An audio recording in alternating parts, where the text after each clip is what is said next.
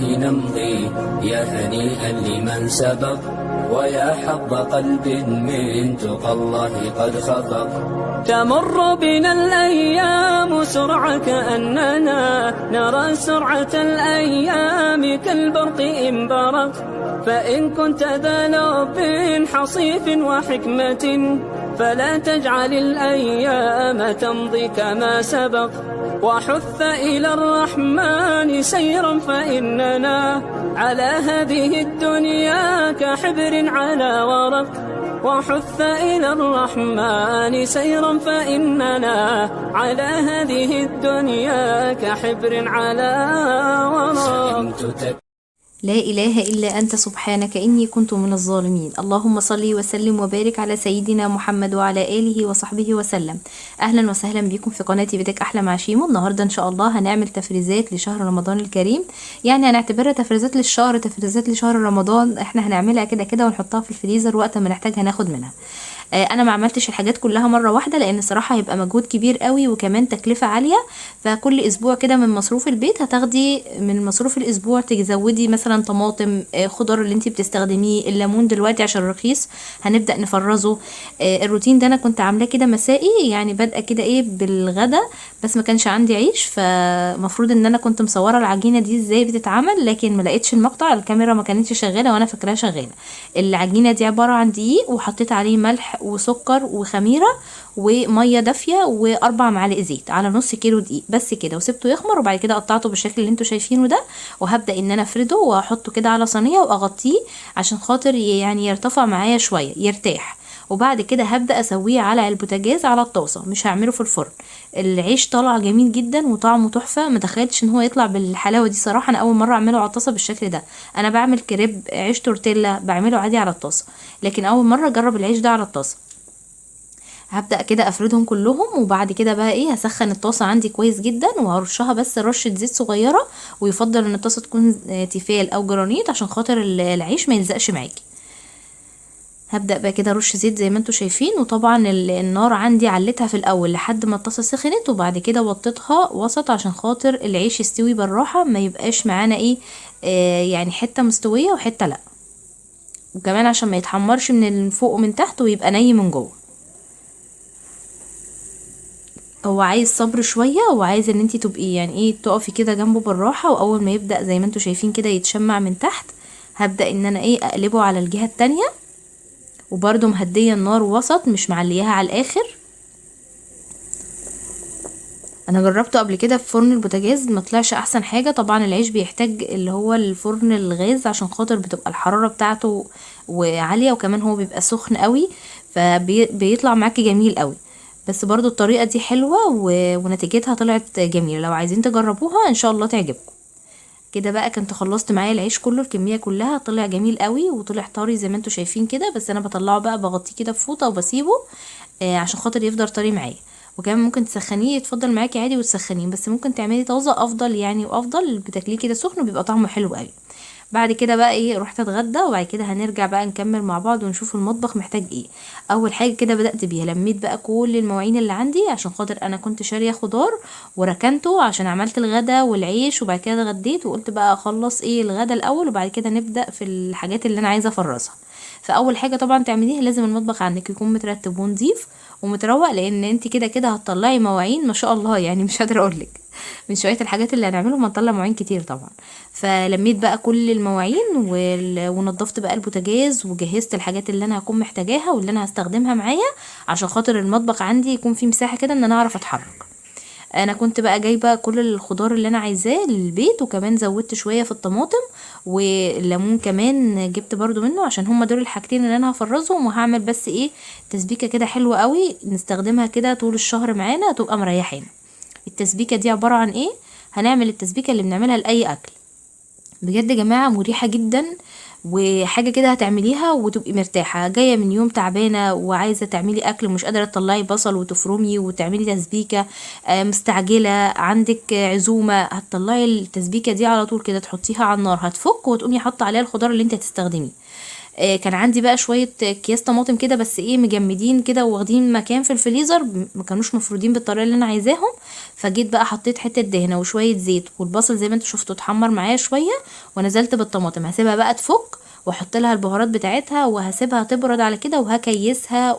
وبصوا بقى مريحه جدا جدا. انا بسجل لكم وانا جربت يعني. انا في مره كده كنت مستعجله وتعبانه، طلعت البتاع الصلصه كيس، حطيته على النار فك معايا، حطيت فيه الخضار وبس كده خلاص وخلصنا الاكل.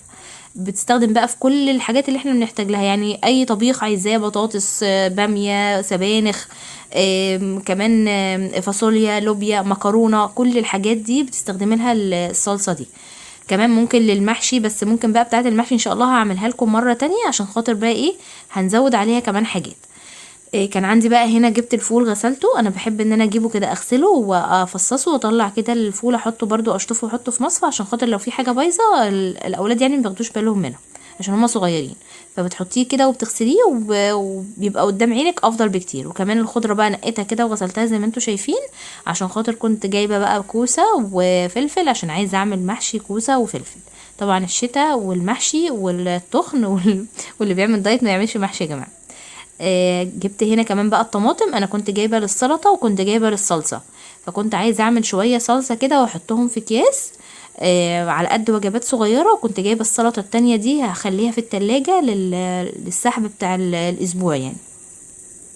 ان شاء الله بقى هجيب كميه تاني. دلوقتي بقى الطماطم رخيصه، تقدري تجيبي وتخزني منها وتعملي بقى صلصه زي ما انا عملت كده. تعملي صلصه للمحشي، تجيبي بقى وتحطي صلصه كده زي ما انتوا شايفين، اللي هي تبقي تفرزيها يعني في الفريزر. بتبقى حلوه قوي وجميله وكمان موفره يعني للوقت. انت بتتعبي شويه وبعد كده بترتاحي طول الشهر يعتبر يعني. مش كل ما هتيجي تعملي اكله هتطلعي بقى طماطم وتضربي وتبهدلي الخلاط او الهاند بلندر وتصفي في مصفى. لا، احنا بنعمل الكميه كلها وبنرتاح، بتضربيها كلها مره واحده بتصفيها. لو عايزه تعمليها صلصه بتحطيها على النار وتحطي عليها سكر وملح وزيت وتعمليها مركزه جدا. شوفي بقى انت بتحبي تعمليها ازاي واعمليها. هنا بقى كنت جايبه خيار وفلفل وكوسه وبدنجان، هبدا ان انا ارتبهم. طبعا التلاجة عندي كانت نظيفه، وانا بحب ان انا قبل ما اجيب الخضار بقى ببقى ماسحه الدراج والتلاجة والارفف وكل حاجه، ومجهزه كل حاجه عندي كده عشان اعرف ايه اتعامل يعني. هبدأ بقى احط الطماطم وحطيت الخيار كمان. وهنا بقى الكوسة كده هحطها لوحدها، عشان ان شاء الله هبقى اعملها محشي او هعملها كده اكلة كده ايه مختلفة شوية بحبها. بيبقى اسمها اللي هي المكمورة، بتبقى كده عبارة عن رز وتحطي له صلصة طماطم وتسبكيها له يعني، وتحطي عليها الكوسة دي ورز وخضرة، بيبقى طعمها حلو قوي بالسمنة البلدي. وهنا بقى البدنجان.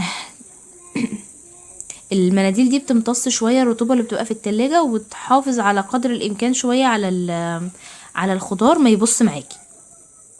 انا هنا لقيت الليمون اللي هو الصغير هحطه للسحب معايا، اما الليمون الكبير هسيبه عشان خاطر افرزه. انا جربت طرق كتير جدا في التفريز في الليمون، صراحه فشلت معايا. مفيش غير طريقه واحده بس هي اللي طلعت جميله جدا، وخلاص بقى بقيت معتمداها وبعملها على طول. ففرصة كده قبل الليمون سعره ما يرتفع هاتيلك كمية وشوفي الفيديو ده عشان خاطر تعرفي ازاي هتقدري تفرزيه. كمان جبت جزر، عشان برضو الجزر من الحاجات اللي انا بحب افرزها، بتبقى حلوة قوي. وكمان بجيب منه كده كمية برضو بستخدمها في الاكل وبناكل منها كمان بيبقى حلو. هنا بقى كانت الصلصه بصوا زي ما انتوا شايفين كده معايا خلاص اتسبكت. احط بقى ايه، احط عليها البهارات. حطيت ملح وفلفل وكمون وكزبره بس، ما حطيتش عليها حاجه تانية. وهقلبها بقى واسيبها تبرد، عشان خاطر اول ما تبرد معايا هبدا ان انا اكيسها. بس بجد انا اول مره اعمل الموضوع ده، بس طلع مريح بشكل غير طبيعي يعني. حاجه جميله قوي بجد، هتعمليها وتريحك. بتسيبيها بقى تتقل خالص لحد ما تلاقي الايدام بتاعها كده طلع فوق، وهي كمان كل البخار الميه اللي فيها والحاجات اللي فيها طلعت، وبتبقى بالشكل ده. عايزه المقدار بالظبط بتحطي على نص كيلو بصل على الكيلو طماطم. عايزه تقللي عايزه تزودي زي ما تحبي. انا اخدت كده تقريبا يعني على الكميه ديت حوالي ايه نص كيلو بصل. بعد كده بقى عندي جزر، جبت بقى جزر عشان خاطر انا هبشره واحطه في الفريزر. بستخدمه بقى ايه في العصاج، في المحشي بحطه برضو عليه. عايزه تطلعيه تستخدميه في السلطه على طول، بتعملي طاجن مكرونه وعايزه تحطيه فيه، بستخدمه للحاجات دي. بيبقى حلو قوي وجميل، وبتطلعيه مجمد تستخدميه على طول. بفرمه، عايزه تبشريه ممكن تبشريه اللي يريحك، بس انا بحب كده افرمه وبحطه من غير اي اضافات، ما بضيفش عليه اي حاجه خالص، بسيبه بقى في الكيس كده واحطه واقفله الكيس وخلاص على كده، وخلص معانا الجزر. سهل جدا وبسيط وغير متعب خالص يعني، وبيوفر معاكي، لان احنا بنيجي في اوقات برضو ما بنلاقيش الجزر، والجزر بتاع الايام دي بيبقى حلو قوي وطعمه مسكر كده وجميل.